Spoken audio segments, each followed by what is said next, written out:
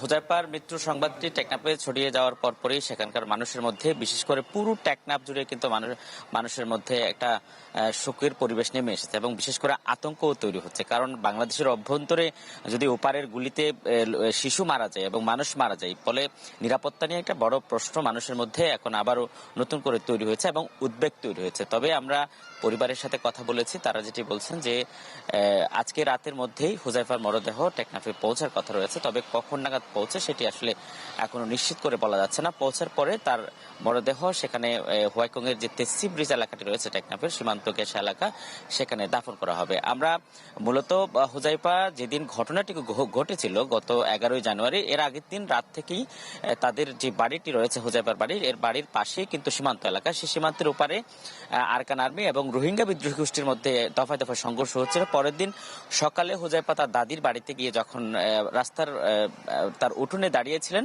তখন ওপার থেকে অর্থাৎ মিয়ানমার থেকে ছোড়া গুলি সরাসরি এসে তার মাথায় লাগে এবং পরবর্তীতে তাকে তাৎক্ষণিকভাবে উদ্ধার করে সেখান থেকে চট্টগ্রাম মেডিকেল কলেজ হাসপাতালে নেওয়া হয় এবং সেখানে আইসিইউতে নিয়ে যাওয়া হয়েছিল। পরবর্তীতে তাকে লাইফ সাপোর্টেও রাখা হয়, কিন্তু কয়েকবার চেষ্টা করার পরও তার মাথা থেকে অস্ত্রোপচার করে সেই যে গুলিটি মস্তিষ্কে লেগে গিয়েছিল সেটি কিন্তু বের করা যায়নি। পরে তাকে সেখান থেকে চট্টগ্রাম থেকে মূলত ঢাকার যে নিউরোসায়েন্স ইনস্টিটিউট রয়েছে সেখানে পাঠিয়েছিলেন। সেখানে চিকিৎসাধীন অবস্থায় আজকে সকালে তার মৃত্যু হয়েছে। তার মৃত্যুকে কেন্দ্র করে আমরা স্থানীয় অনেক মানুষের সাথে কথা বলছি, তারা যেটি বলছেন এখনো পর্যন্ত সীমান্ত এলাকার যে নিরাপত্তা দরকার সেটি কিন্তু এখন তৈরি হয়নি। ফলে নির্বাচনের আগে অথবা নির্বাচনের পরে আবারও সংঘর্ষ হওয়ার আশঙ্কা রয়েছে। ফলে তারা চান যে বিজিবির মাধ্যমে বিজিবি যেই নিরাপত্তা দিচ্ছে সেটি আসলে পর্যাপ্ত নয়, সেখানে আরো বেশি নিরাপত্তা জোরদার করা দরকার এবং সীমান্ত এলাকার মানুষের জীবনের একটা নিশ্চয়তার দরকার বলে মনে করেছেন সেখানকার মানুষ। সুস্মিতা।